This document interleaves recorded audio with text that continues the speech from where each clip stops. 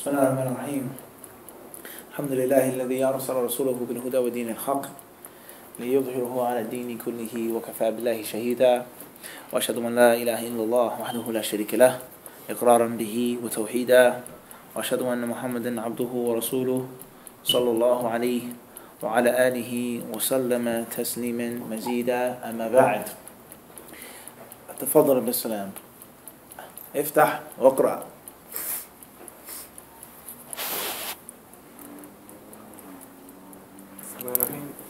باب ما جاء في الخطبة على المنبر. حدثنا أبو حفص عمرو بن علي الفلاس السيرافي قال حدثنا عثمان بن عمر ويحيى بن كثير أبو غسان العنبري قال حدثنا معاذ بن علاء عن نافع بن ابن عمر النافع عن ابن عمر أن النبي صلى الله عليه وسلم كان يخطب. أن النبي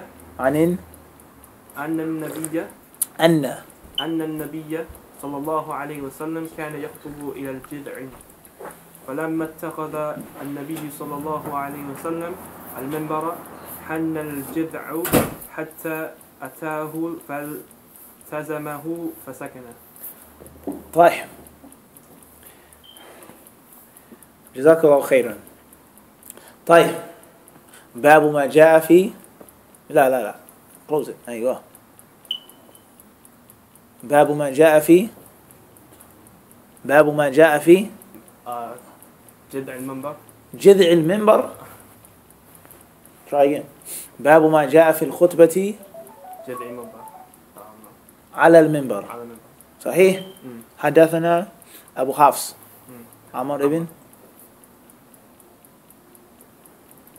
علي ابن فلاس الصيرفي قال حدثنا عثمان بن أحسنت ويحيى ابن كثير أبو غسان قال حدثنا معاذ بن العلاء عن نافع عن ابن عمر أن النبي صلى الله عليه وسلم كان يخطب.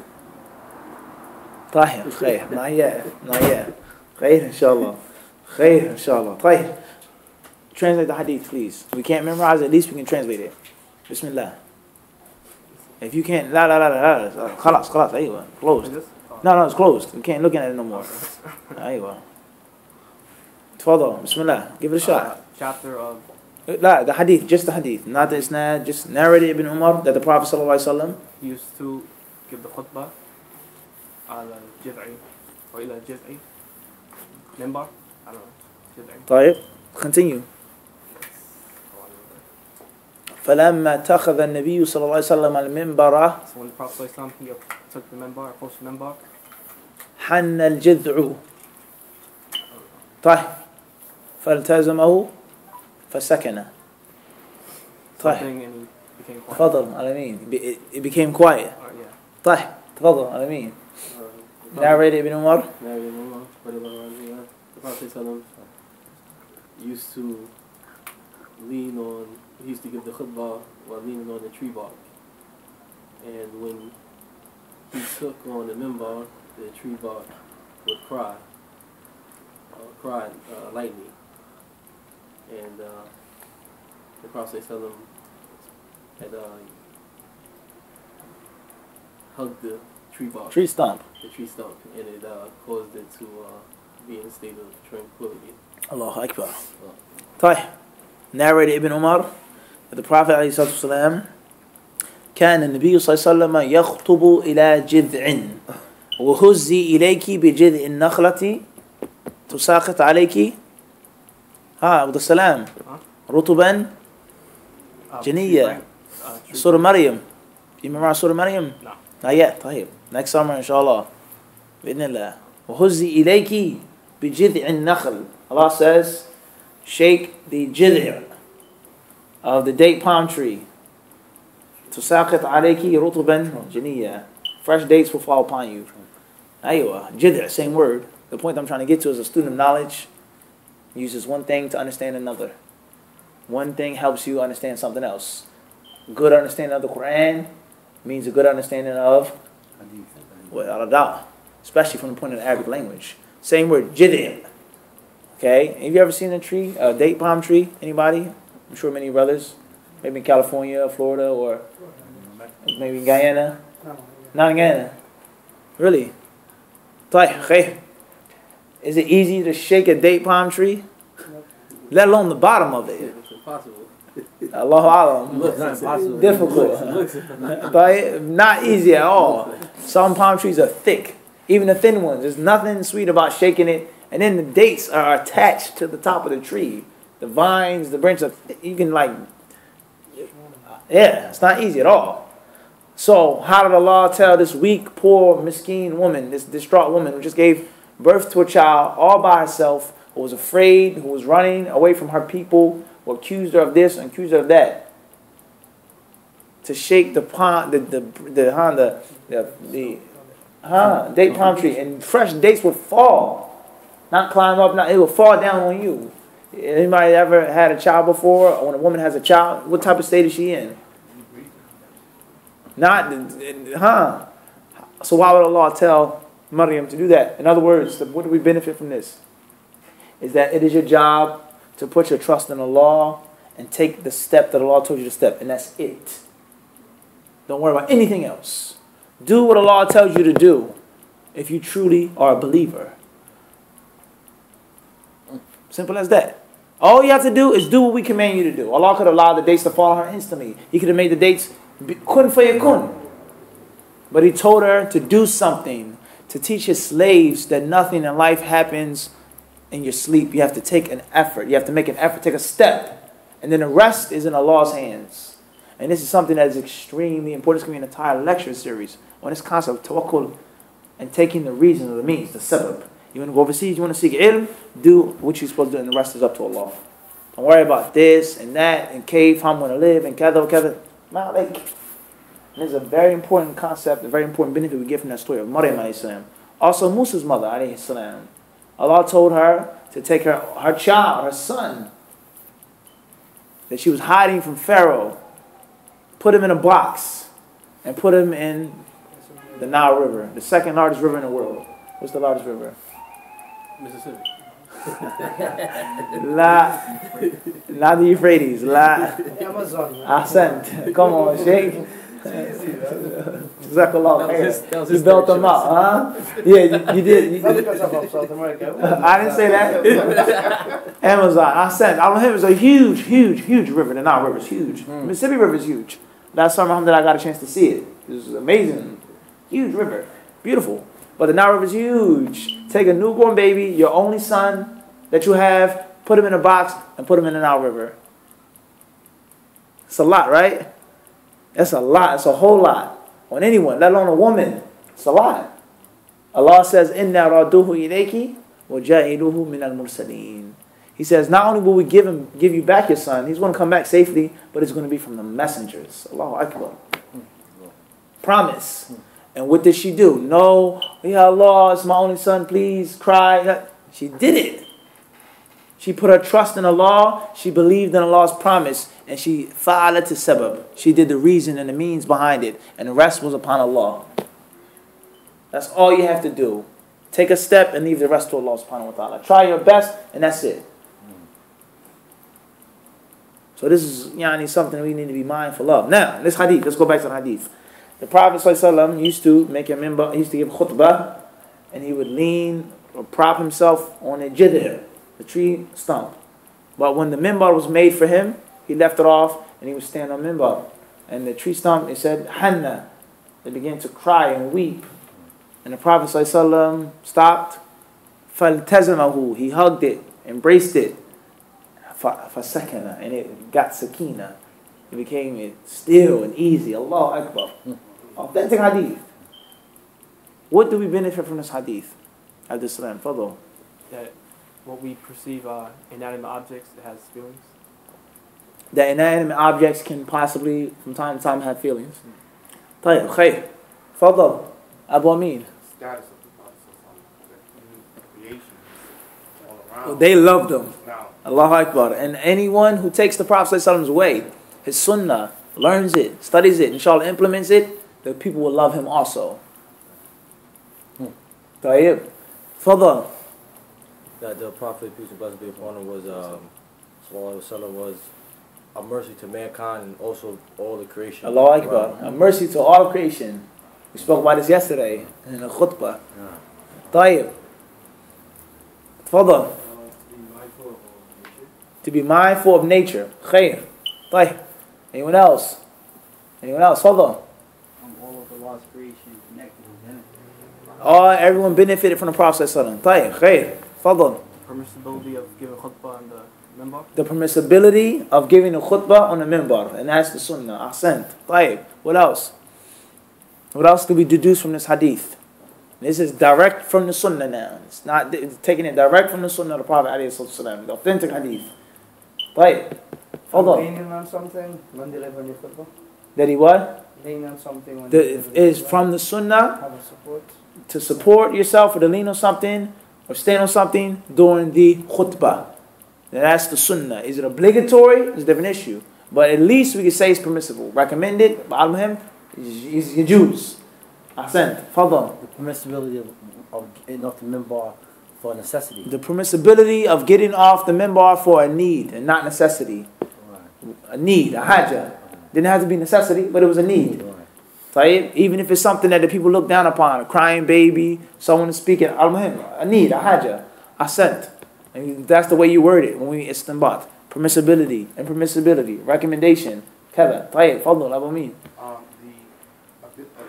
We know the ability, but basically the way that Allah can cause something to cry or to... That we don't necessarily perceive. طيب. Exactly. Similar to what Abdul Salam mentioned. Khair. Abu Hanif. Allahu Akbar. Subhanallah. Allah is perfect, Shaykh. That's it. That's all we get from the Sunnah. Sunnah is rich, rich, rich. Rich. طيب. Khair. Anything else? Anybody else? Any other benefits? Yalla, Uncle Faz. Show the young guys how it's done. Tell them school's in session. They know it's in session. Allahu Akbar. Fadal. That Allah sends down sakina even on the creation, not just on... Right, ahsant. Anyone else? Fadal. Permissibility of giving a khutbah leaning on a tree stump. Ahsant. The permissibility of giving a khutbah, it doesn't have to be a minbar, necessarily. The permissibility, what we say in this hadith, is a proof for the legislation of the khutbah. The legislation. What's the rule of not making a khutbah? You have to. It's from the what's the proof? It's known, right? It's known. It's known the khutbah. But what's the dalil? I want you to show me the proof. Just show me one dalil. If it's so known, give me one proof. What would you say? What's the proof that giving a khutbah is from the sunnah, besides this hadith? Fadl. Ya Abdul Salam. Suratul Jum'ah. What does it say? إذا نودي للصلاة من يوم الجمعة فاسعوا إلى ذكر الله. ذكر الله. Subhanallah. Alhamdulillah. La ilaha illallah. Allah says, فاسعوا إلى ذكر الله. Hasten, rush forth to Allah's remembrance. Okay. I can just sit and make tasbih. Beads, my finger, al-Muhim. Where is the dalil that the khutbah? Where's the tafsir of that verse at? Oh, I have no deal. Fadl, I want something that's going to convince me. No. A time where Prophet ﷺ was giving khutbah and a companion came in and he sat down. So the Prophet ﷺ, he asked him to pray to Right, Ahsan. Where is this hadith at? Allah. No, Muslim, as you say. Akhrajahu Muslim. A Muslim collected it. Sahih.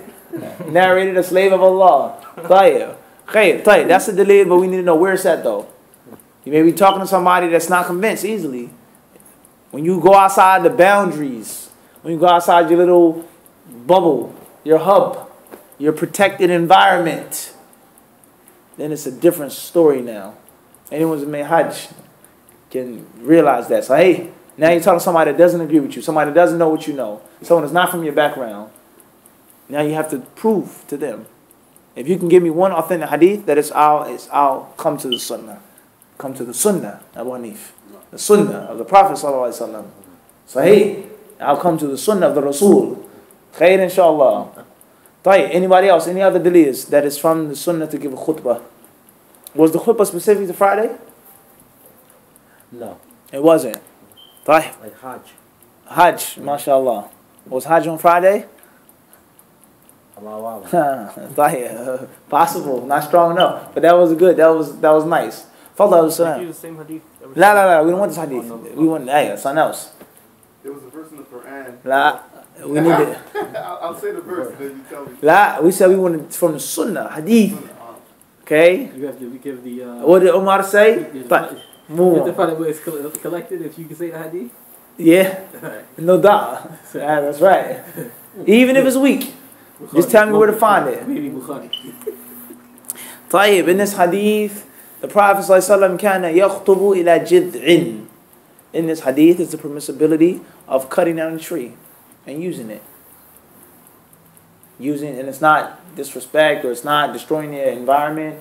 Whatever term you wish to use, nature, I don't like to use that term because there's meanings behind that. Allah's creation. It's permissible to chop a tree. It's permissible to use wood.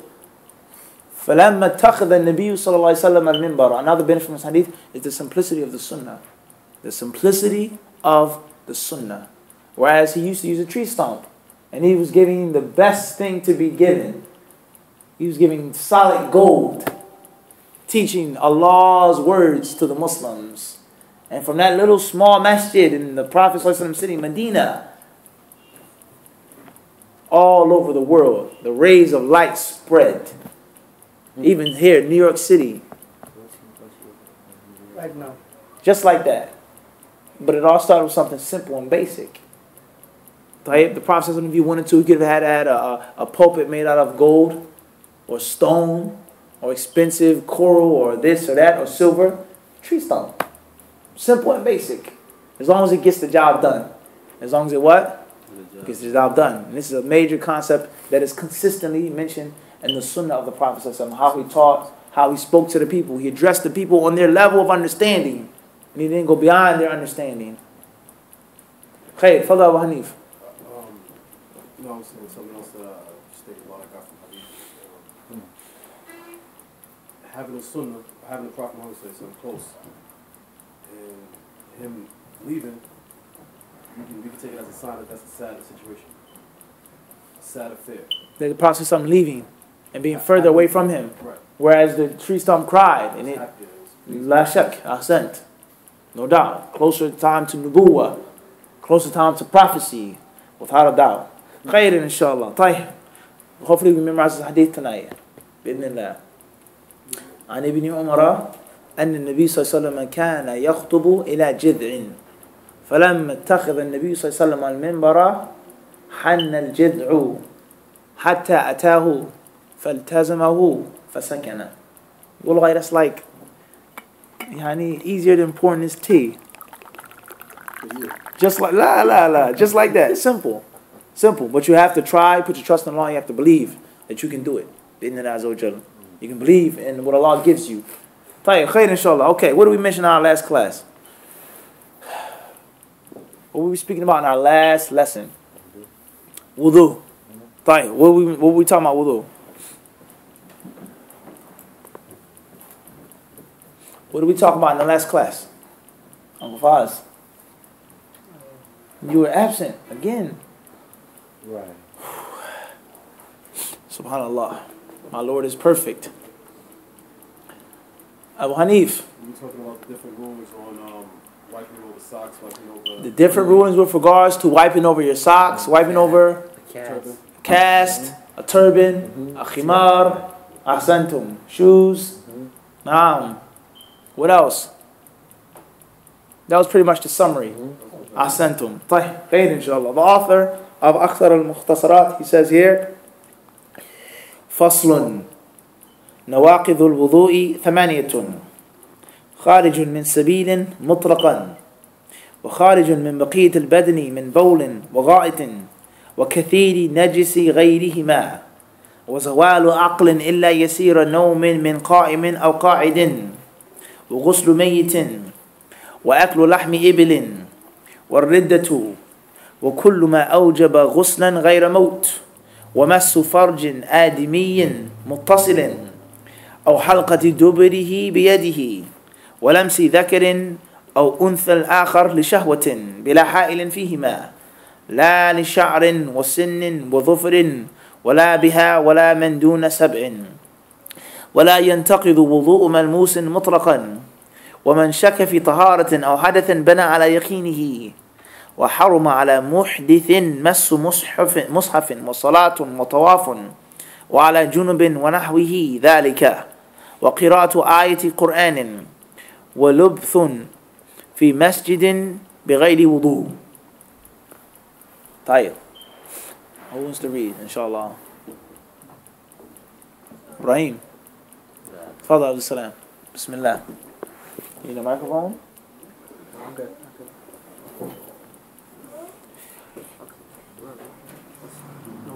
بسم الله الرحمن الرحيم. فصل نواقض الوضوء 8 خارج من سبيل مطلقا وخارج من بقية البدن من البول وغائط وكثير نجس وغيرهما وزوال عقل إلا يسير نوم من قائم أو قاعد وغسل ميت وأكل لحم إبل وردة وكل ما أوجب غسلا غير موت ومس فرج آدمي متصل أو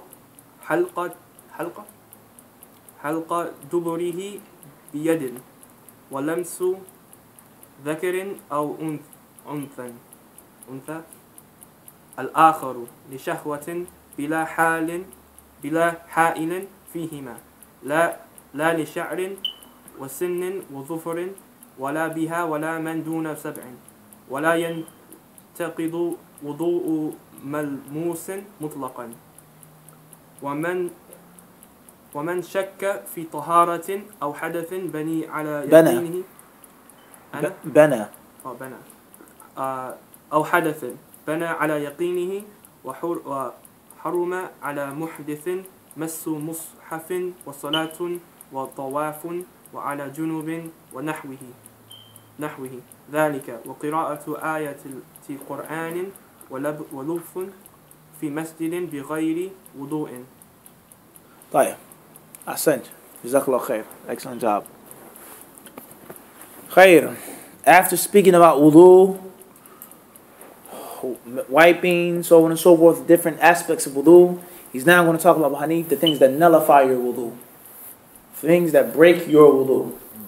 And it's extremely important in understanding anything, let alone Islamic issues. You can't truly understand something until you understand what breaks a thing, what ruins a thing, what renders a thing null and void. Especially when we talk about al-aqidah. Okay? To teach the meaning of aqidah, la ilaha illallah, asma wa sifat, this, that, this and that. That's excellent. But not to teach the people about the things that nullify Islam. The things that break their Islam, that ruin and destroy their Islam is a big, big, big, big problem.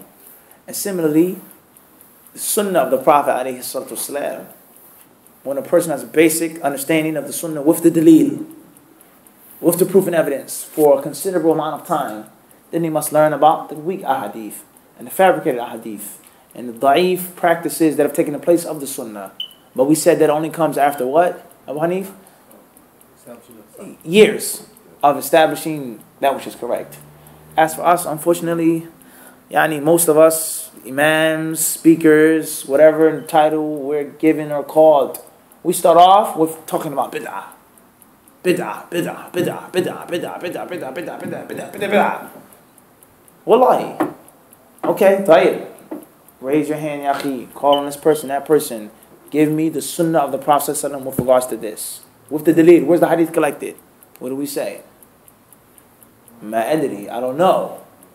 What did the Prophet do when he went to sleep? What did he say? What side did he sleep on? Kada. When he woke up? Kada. We don't know. But we've been engaged in innovation and innovation after innovation, people of innovation. Tayyib. How can you give someone innovation, teach them, but they haven't been taught the sunnah? What does the correct way? The correct way. That doesn't make sense. I teach you everything false and bad, but I don't teach you and nurture you and raise you upon that which is correct. And not once or twice, no. We're talking nurturing years. Years of nurturing. See the point I'm trying to get to? This is very, very dangerous. And this is, yani, as the Arabs say, yani, ra'san ala-aqib. It's like putting the head on the hill and the hill on the head. It's backwards, tamaman, and it's harmful. And what happens? We raise a generation of people, of loudmouth, reckless people that talk and speak. But when they're sat down, and we actually open up the door and say, Tafaddal ya akhi, establish the haqq, establish the sunnah, give me the correct position on this, give me the correct kada on this, the correct aqidah on that. Wallahi, they're like empty barrels. Empty barrels. And if you think I'm exaggerating, then let's look into our own selves. Here in this one majlis, we can't get basic stuff. So to establish something, it's the first step. Then you teach about the other things that are wrong and incorrect. After you've established it, after you've built. Not the opposite. It's just sad, very disheartening. And this has become a craze. And the people think that this is right, that this is Islam, that this is the Sunnah, this is Manhaj Salaf, this is the way of Ahlul Sunnah wal Jama'ah. This destructive ideology. Take someone who's just a kafir a year ago or a month ago, someone who was ignorant, didn't know anything about his religion, and throw him into talking about other people and other things. And, don't boycott this person. Don't give him salams. No, his affair and this and yes. La ilaha illallah. Wala hawla wala quwwata illa billah. This is madness, akhi. It's madness. It's madness. Wala hawla wala quwwata. And woe to the one or those who started this and who spread this on. Woe to them. Waylul lahum. Woe to them. And the amount of sin that they will have on the day of judgment for misleading these people, young, foolhardy people, and getting them to go into this craze and destroying themselves, destroying their communities, destroying their households, instead of coming together and sticking together and working and learning as each other. No, destroy and rip and tear apart. Woe to the one who started this. May Allah protect us all from having any of those sins. As the Prophet ﷺ says, "Man da'a ila hudan," the one who calls to guidance, kana lahu min al-ujuri mithla man tabi'ahu. He will receive a similar reward of those who follow him in that guidance. La yanqusu min ujurihim shay'a. Okay, man qala sallallahu alaihi wasallam says, nothing will be diminished from their good deeds. وَمَنْ دَعَا إِلَى ضَلَالَةٍ كَانَ عَلَيْهِ وِزْرُهَا وَوِزْرُ مَنْ تَبِعَهُ. Oh, he says that one who calls to misguidance will receive the sin of that misguidance and the sin of those who follow him in that misguidance, and they won't take anything away from their sin and their misguidance. وَلِيَذُ بِاللَّهِ. And we all know what Allah says in the Quran. إِذْ تَبَرَّأَ الَّذِينَ Allah says, when those who were followed, إِذْ تَبَرَّأَ الَّذِينَ تُبِعُوا مِنَ الَّذِينَ اتَّبَعُوا وَرَأَوُا الْعَذَابَ وَتَقَطَّعَتْ بِهِمُ الْأَسْبَابُ وقال الذين اتبعوا لو أن لنا كرة فنتبرأ منهم كما تبرأوا منا كذلك يريهم الله أعمالهم حسرات عليهم وما هم بخارجين من النار. Allah says in Surah Al-Baqarah, and remember, when those who were followed will free themselves from their followers, from their groupies, from their tag-alongs, from the people that were benefiting from them, those who follow them in that misguidance and that falsehood and that nonsense and foolishness, they will free themselves from them. إِذْ تَبَرَّأَ الَّذِينَ تُبِعُوا مِنَ الَّذِينَ اتَّبَعُوا. And they will see the hellfire, Allah says. They see the punishment clearly. وَتَقَطَّعَتْ بِهِمُ الْأَسْبَابُ. And they won't have any relations between them. Lineage, student, teacher, brother, la. I don't know you. I never knew you. I never called you to anything. I never told you to follow me. I never said that. Allah tells us in the Quran. And then what will happen? Those who follow, the followers, they would say, if we only had an opportunity to go back to the dunya, to free ourselves from them as they have freed themselves from us. Thus does Allah show them their deeds as a means of grief and sadness, and they will never leave the fire. So this is a serious issue. Calling, saying something, teaching someone something that you're not sure of. You may be right, but are you sure of it? Are you willing to stand in front of Allah with this? What did Imam Ahmad ibn Hanbal rahimahullah say? إِيَّاكَ وَأَن تَتَكَلَّمَ فِي مَسْأَلَةٍ لَيْسَ لَكَ فِيهَا إِمَامٍ. He said, beware of speaking about something that you have no precedent in. Beware. Just be careful. Even if it's right, just tamahal, qalilan. Just take it easy a little bit. Because you don't know the reality of what you're doing. You don't know. And the people that you've taken with you and caused and allowed them to foolishly follow you in that. Wala hawla wala quwwata illa billah. Khair, inshallah. Moving on. Everybody got that point though? Makes sense, Abu Hanif? To teach the sunnah first, then warn the people from innovation. And the warning from innovation and warning from the people of innovation only takes place according to the need and the necessity. The need and the necessity. You don't talk about someone who's living in Australia that no one in the nation has ever heard of. We never seen him. We never read his books. We don't know who he is. We can't even pronounce his name. But I'm going to give you a whole detailed lecture about this man. Does that make any sense, Abu Hanif? Honestly, does it make sense? Do you think the Prophet would do something like that? The Prophet warned his ummah against the Dajjal. And there lies no doubt that the Dajjal was going to come later on. So much so that some ulama make this hadith to be problematic. He warned them. And the hour was going to come later on. See the point I'm trying to get to? The concept of warning someone from something that is beyond them. That has no connection or relation to them. That's not the asl. That's not the what? It's not the asl. I have to warn you something that's a real life danger to you. Not some fantasy boogeyman somewhere you never even heard of him. Who? What? That doesn't make sense. Does it? Yani? Maybe it's me. That doesn't make sense. Doesn't make sense. وَلَا حَوْلَ وَلَا قُوَّةَ إِلَّا بِاللَّهِ. خيرا inshallah. The author, he says, فَصْلٌ وَنَوَاقِضُ الْوُضُوء ثَمَانِيَةٌ. He says there are 8 things that nullify one's wudu. And once again, the only reason why we said this and went off like this is because it's clear in the book. He spoke about the things that nullify wudu after he spoke about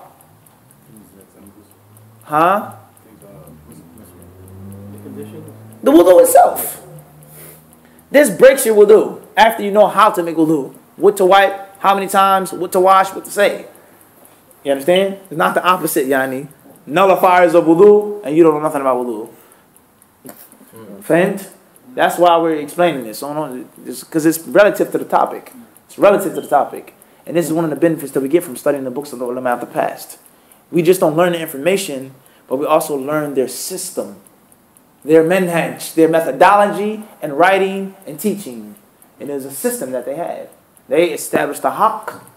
Then they talk about that which goes against the haqq. Things that nullify your wudu. After they teach you wudu, before wudu, they teach you about water, the types of water, what water is permissible to use. Then what vessels to hold the water in, water skins. This is haram, this is najis, so on and so forth. Gold and silver you can't use, you can't drink in, you can't eat in. Flesh of swine, dog, Then they talk about things that nullify the wudu. Khairan inshallah. The author says 8 things that nullify one's wudu. Number 1, kharijun min sabilin mutlaqan. He says anything that leaves one of your 2 private areas. Anything. A little bit, a lot, solid, not solid. Anything that leaves one of your 2 private areas, according to the author, it does what? He says mutlaqan, absolutely nullifies your wudu. Understood? We're not going to get into this, debate this, delay proof. For this step right now. Number 2, وَخَارِجٌ مِّن بَقِيَّةِ الْبَدْنِ مِّن بول وغائط وكثير نجس غيرهما. He says here, anything that comes out of any other place from the body, urine, stool, or anything else that is considered to be najis, such as pus, according to the author and many other scholars, because they say pus from a wound comes from blood. Say it comes from blood. Right? Anything that comes out of a person's body, not from the 2 places. How does urine come out of your body out of those 2 places, one may ask? No, other than those 2 places. Out of urine? Oh. Yeah. Bag. Surgery, operation. Even back in those days, somebody may have his stomach wounded or what? Al-Muhim. طيب. From the body. Number 3. وَزَوَالُ عَقْلٍ إِلَّا يَسِيرَ نَوْمٍ مِنْ قَائِمٍ أَوْ قَائِدٍ. Number 3 is losing your consciousness. Losing your what? Or losing your your mental state. Whether it's from consciousness or whatever. You go crazy. La. But, la bets. No problem. The author says, Zawalu aql. One's mind going away except for slight sleep. Just a little nap. From someone who's standing up or someone who's sitting down. In other words, if, according to the author, if I was lying down and I only slept for 5 minutes and I woke up and I didn't realize what my watch was, my mind went away for a little bit, the wudu was broken. But if I was slept for a little bit sitting down or standing up, then the wudu wouldn't be broken. So anything that takes a person's aql away, anything, if you can get intoxicated, really intoxicated, whatever the case may be, a person passes out, he gets knocked out in a fight. But anything that takes your mind away breaks wudu except for that thing. Except for a little bit of sleep from someone who's standing up or sitting down. Why? We explained this last class. How tight and compact the metan is. It's compressed. And that one sentence is like 4 or 5 different fiqh issues in itself. Wudu being broken from sitting down, from standing up. Deep sleep. Light sleep. Your head nodding once or twice. Several different issues of khilaf. He compressed it, and this is what he believes. Right. What number are we on now? Number 4. وَغُسْلُ مَيِّتٍ. Washing a deceased person. Washing the deceased person. Number 5. وَأَكْلُ لَحْمِ إِبِلٍ. Carrying a deceased person. Didn't say that. He said what? Washing it. Burying someone, janazah services, washing them breaks through wudu, according to the author. Number 5. وَأَكْلُ لَحْمِ إِبِلٍ. Eating the flesh of camels. Drinking camel's milk. Didn't mention that. Drinking soup or broth from camel's meat. Didn't necessarily mention that. He said lahm. Eating camel fat, which people eat. He said the what? Flesh. Number 6, correct? Waridda, apostasy. May Allah protect us from that. I mean, apostating, leaving Islam. Waliyadu billah. Tayyib. Clear? Number 7. وَكُلُّ مَا أَوْجَبَ غُسْلًا غَيْرَ مَوْتٍ. Anything that necessitates for you to make a ghusl besides death. Anything that makes it incumbent upon you to make a ghusl besides, such as what? What dream? What dream? Tayyib. But not even that, because what dream goes back to the first one. خَرَجَ مِنَ السَّبِيلَيْنِ. It comes out of Right, okay. sleep. You got to make a ghusl when you wake up. No. He said, what drink comes out of what? Sleep. Sahih. Also. What else? Hold on. No, I was going to say for the woman, but that comes out. Possibly. It's in and out. Yeah. But anything else? Sexual intercourse with your family. خرج من السبيلين. Well, يعني anything else? Jumu'ah. What's the author's opinion on Jumu'ah? We got to go back to that. Moving on. He says, وَمَسُّ فَرْجِ آدَمِيٍّ مُتَّصِلٍ أَوْ حَلَقَةِ دُبْرِهِ بِيَدِهِ. What number are we on now? 7. 8. He says what? Touching one's private area. He says, touching the private area. Listen carefully. This is what it says in the book, okay? Touching the private area of a human being. That is connected. That is attached. You may have. The fuqaha are precise. Precise, yes. The fuqaha are precise. What sense does this make, you may ask? Might be cut off. A surgeon. Allahu alam. Crime scene. Anything. Tayyib. Real life. You never know. And a lot of issues in the books of the people of the fiqh yani. Sometimes things are very, very, very non-plausible, jiddan, extremely rare, extremely hypothetical, extremely far-fetched.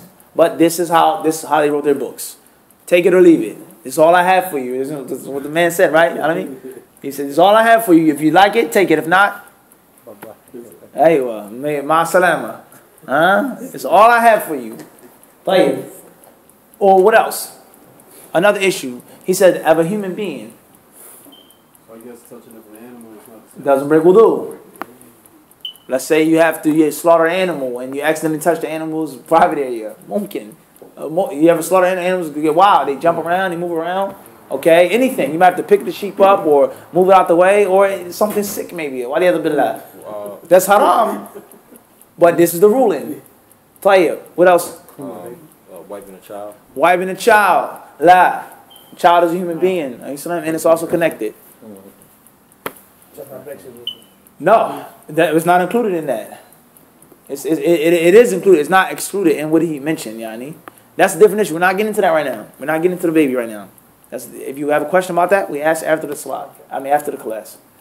Right, anything else? What else do we understand from this? Fadal Bamin. It might be something you may not be able to identify. So maybe, you know. Touch it, you're not sure at the time. Allahu Alam. That's right. You never know. I mean, never fails. Allahu Akbar. I mean, mashallah, a very consistent brother. Since the first time I met him in the class, he's stayed on the same minhaj. Last check. Allahu Akbar. Allah bless you. Ameen. Tayyib, moving on. He says, or, the same number, touching one's anus with his hand. And it also applies to a woman. Speaking, okay? Not a buttocks. It's a difference. Touching one's behind is one thing.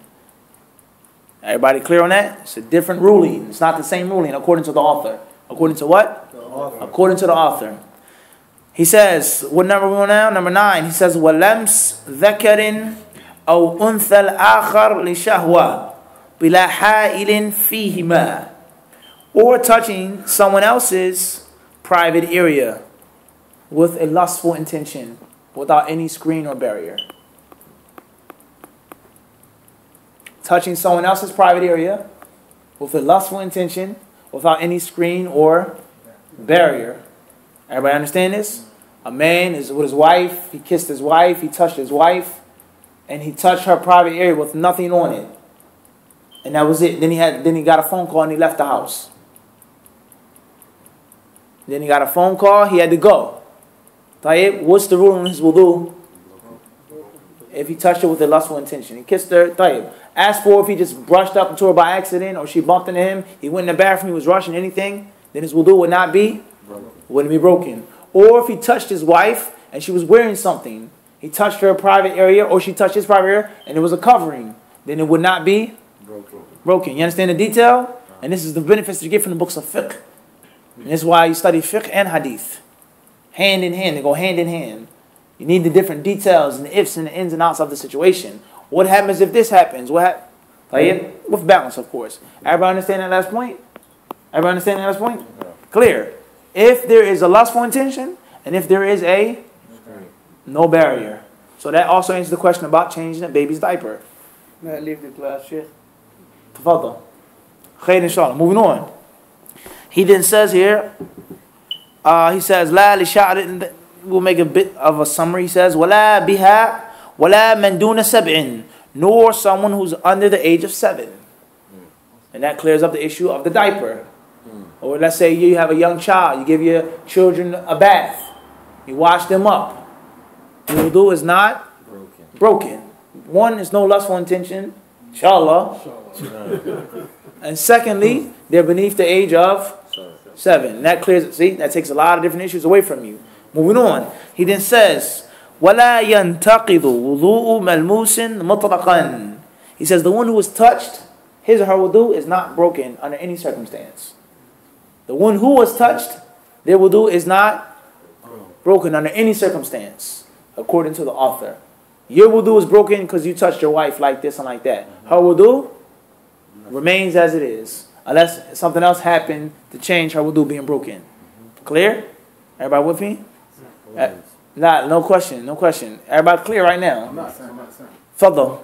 Is he saying touch only with hands, or say like if it's touched your arm? First of all, the question of touching someone, what's meant by touching someone is the hand. Right, that's what I'm So that's with regards to it being broken or not with the hand. Arm, foot, leg, left. Clear? طيب. He then says, وَمَنْ شَكَّ فِي طَهَارَةٍ أَوْ حَدَثٍ بَنَى عَلَى يَقِينِهِ. Anyone who's doubtful about his wudu or his ghusl, or is doubtful about touching this or eating this or sleeping or whatever, بَنَى عَلَى يَقِينِهِ. He's to build upon with his certainty. I'm sure that I made wudu. I'm sure, Najm. I know for sure that I called Najm on the phone. I'm doubtful whether he responded back to me. طيب. The asl is the yaqeen. He may have picked up, he may have called me back, he may have, mashallah mufti. So a good book, may Allah bless you. But I found on this page, kada wa kada, jazakallah khair, in the next edition you can put it in there. Right? That's muhtamal, that's a possibility. But I'm sure about the text message that he sent me. How did you leave out the table of contents, ya akhi? Subhanallah, I'm disappointed in you, ya shaykh. Alaykum salam to Allah. Allahumma musta'an. Tayyib, may Allah help us all. Ameen. Alhamdulillah, he's, Najm is Najm. He can take some punches. That's my right upon him. Sahih? He has to take those punches. Alhamdulillah. Khair inshallah. Al-Muhim is a very beneficial principle in Islam. Whenever you have doubt about something, build upon what you're sure of. This applies to Hajj and Umrah. And it happens all of the time. Right, Najm? Making tawaf, I forget how many times. How many times did we go? Brother had to stop. Somebody slipped. The wheelchair had to go make... Build upon... I'm sure we made 3 rounds. We may have made 4. Maybe 5. Crowded, tired, hungry, sleepy, injured your foot, wheelchair, wheel broke. Build upon what? Certainty. Upon certainty. Wudu, it happens all the time. And if you ignore this, it may come a time when you should be afflicted with waswasa. You start getting whispering straight down. Did I make wudu? Did I make wudu? SubhanAllah. Oh, I did. Stick with yaqeen until it's clearly proven otherwise. We cannot explain how paramount this principle is in al-Islam. And it's not just pertaining to wudu. Also in salah. What do you do when you forget? When you're unsure? Did you make 3 rak'at or 4? 5 or 4? 2 or 3? You build upon yaqeen. I'm sure I made 1. Doubtful about 2. So if you made 2, you got to make وهكذا. طيب, moving on. He then says, وحرم على محدث أو على محدث مس مصحف وصلاة وطواف. The following things are unlawful upon the one who does not have wudu. One who does not have wudu cannot do the following things according to the author. Number 1, he cannot touch the mushaf. He cannot touch the mushaf. Number 2, it is haram for him to pray. And it's also haram for him to make tawaf. He cannot make tawaf unless he has wudu, according to the author. Everybody understand this? How is this? Is this correct? What's the right opinion? This and that. Most people, they can't even properly blind follow. Literally. They can't properly blind follow, let alone study and investigate, let alone become mujtahid, where you're free and independent. Right? Most of us, this is reality. Most of us, if I said to you, mimic my actions, my every actions, teaching you martial arts. Just do everything that I do. Don't ask no questions, don't worry about it. You can do that successfully for a month, I'll take you as my personal pupil. Most people couldn't even do that successfully, let alone make their own style, and they can't even do that successfully. It's an important concept here as a talib al-ilm, to nurture yourself in the correct steps and stages, as we explained in the explanation of بقنية. طيب. وعلى جنب ونحوه. And he says also a junub, someone who's in a state of sexual impurity, whether it was from intercourse, whether it was from a dream, or a woman during her menstrual cycle. A woman during her menstrual cycle, according to the author. He says, وَقِرَاءَةُ آيَةِ قُرْآنٍ. It's also unlawful to read 1 verse from the Quran. You cannot read 1 verse from the Quran. We understand from this that it's permissible to read a half of a verse. He said 1 ayah. Qira ayah. Half a ayah. What's the longest ayah in the Quran? Ayatul Kursi. Ayatul Dain. What does that mean in English? The verse of debts. What surah can we find it in? Surah Al-Baqarah. What number? 22. طيب. Khair. How long is it, Shaykh, in the Mus'haf? A whole page or half? Whole page, one verse. Right? So according to the author, I could read half of that, but not the whole thing. Read it by memory, by heart, touching it. Obviously not touching the Mus'haf, so he's talking about reciting it. And there's a difference I have to pay attention to. There's a difference between touching the Mus'haf and reading the Quran by heart. Everybody understand? It's a big difference. Moving on. He says, and staying in the masjid without wudu. It's permissible for these people to sit in the masjid if they don't have what? Wudu. The junub. وَعَلَى جُنُبٍ وَنَحْوِهِ ذَلِكَ طيب. In other words, if a person is junub and he makes wudu and he sits in the masjid, then that will be according to the author. Everybody understand this lesson? Everybody understand this lesson? Clear. Moving on. The author then says, فصل موجبات الغسل سبعة خروج المني من مخرجه بلذة وانتقاله وتغييب حشفة في فرج أو دبر ولو لبهيمة أو ميت بلا حائل وإسلام كافر وموت وحيض ونفاس وسنة لجمعة وعيد وكسوف واستسقاء وجنون وإغماء لا احتلام فيهما واستحاضة لكل صلاة وإحرام ودخول مكة وحرمها ووقوف بعرفة وطواف زيارة ووداع ومبيت بمزدلفة ورمي جمار وتنقض المرأة شعرها لحيض ونفاس لا جنابة إذا روت أصوله والسنة توضؤ بمد واغتسال بصاع وكره إسراف وإن نوى بالغسل رفع الحدثين أو الحدث وأطلق ارتفاعا والسنة لجنب غسل فرجه أو غسل فرجه والوضوء لأكل وشرب ونوم ومعاودة وطء والغسل لها أفضل وكره نوم جنب بلا وضوء. فضل الإسلام. What's happening there? Alhamdulillah. فصل موجبات الغسل سبعة خروج المني من مخرجه بلذة وانتقاله تغيير حشفة وفي فرج أو في فرج بالسكون في فرج أو دبر أو لو لبهيمة أو ميت بلا حائل وإسلام كافر وموت وحيد ونفاس وسنة لجمعة وعيد وكسوف واستسقاء وجنون وإغماء لا احتلام فيهما واستحاضة لكل صلاة وإحرام ودخول مكة وحرمها ووقوف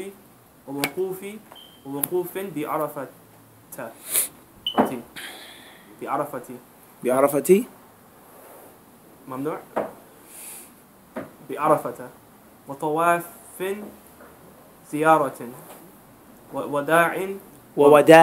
ووداع ومبيت بمزدلفة ممنوع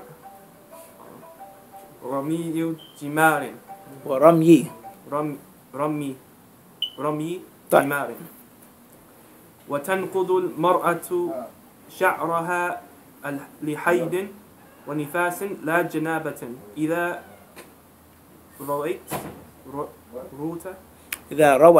روت أصولها والسنة توضؤ بمد واغتسال بصاع وكره إسراف وإن نوى بالغسل رفع الحدثين حدثين أو الحدث أو وأطلق ارتفع وسن لجنب غسل فرجه والوضوء لأكل وشرب ونوم ومعاودة وطئ والغسل لها أفضل وكره نوم جنب بلا وضوء. أحسنت، جزاك الله خير. نجم تعال. الله أكبر. السلام عليكم ورحمة الله ورحمة الله وبركاته. حياكم الله. أشهد أن لا إله إلا الله. أشهد أن لا إله إلا الله. أشهد أن محمدا رسول الله. أشهد أن محمدا رسول الله. حي على الصلاة. لا حول ولا قوة إلا بالله. حي على الصلاة.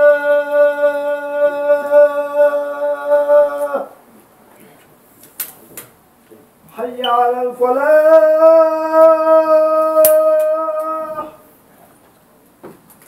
حي على الفلاح.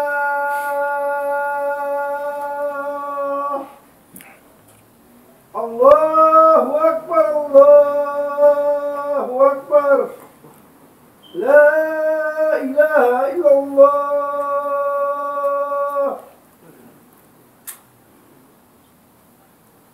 تفضل نجم. بسم الله.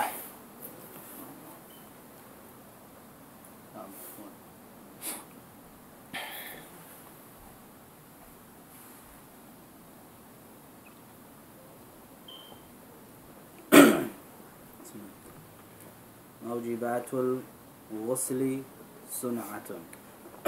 سبعة. خروج المناي من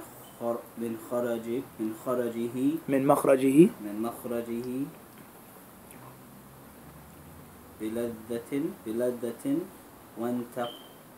وانتقاله وتغيب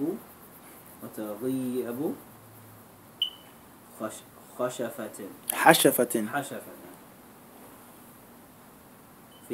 في فرج أو دبور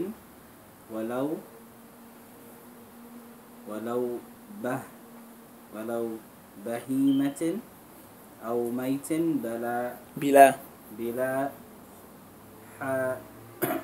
حائل وإسلام كافر وموت وحيض ونفاس بالكسرة. ونفاس ونفاس وسنة لجمعة لجمعة وعيد وكسوف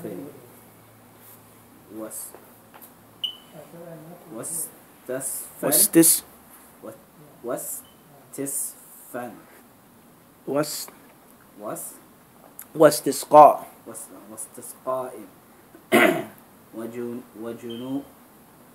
وجنون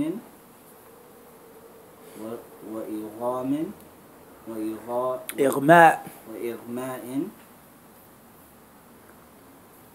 لا احتلام فيهما واستحاضة لكل صلاة وإحرام ودخول مكة. طيب خلاص انتهيت.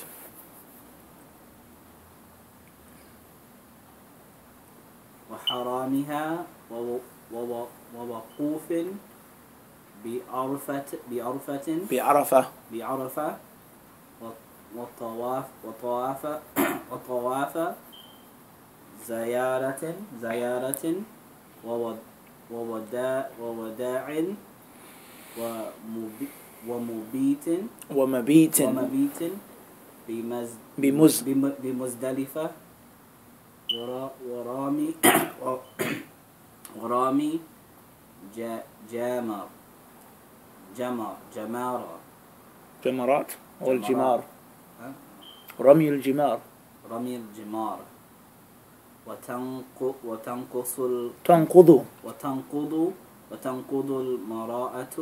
المرأة شعرها لحيض ونفاس بالكسرة. ونفاس لا جنابة سنة الله. إذا روت أصوله. وسنة توضؤ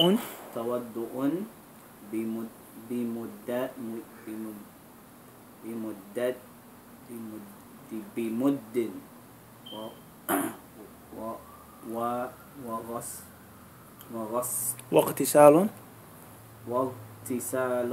واغتسال بصاع وكره إسراف وإن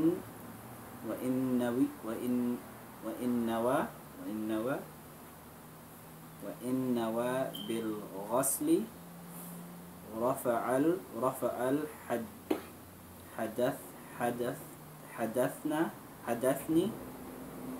حدثين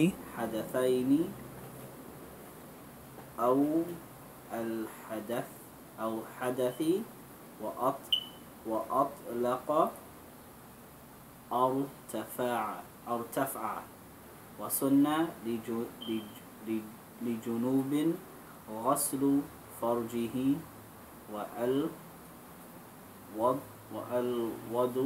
والوضوء لأكل وشرب ونوم ومعاودة وطع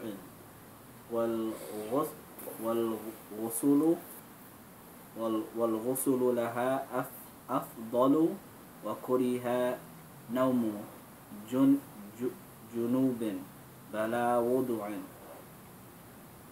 طيب جزاك الله خير. أحسنت. Anyone else want to read? خير. When is the Iqamah, please? Iqamah? Now? خير inshallah. طيب. We'll stop here. Anybody have any questions after the Salah? بإذن الله عز وجل. Any questions after the Salah? بإذن الله. If any questions from the sisters up the steps, they can inshallah kindly write them down or send them down or text your husband or your guardian or whatever after the Salah بإذن الله. والله عز وجل أعلم. سبحانك اللهم وبحمدك أشهد أن لا إله إلا أنت أستغفرك وأتوب إليك.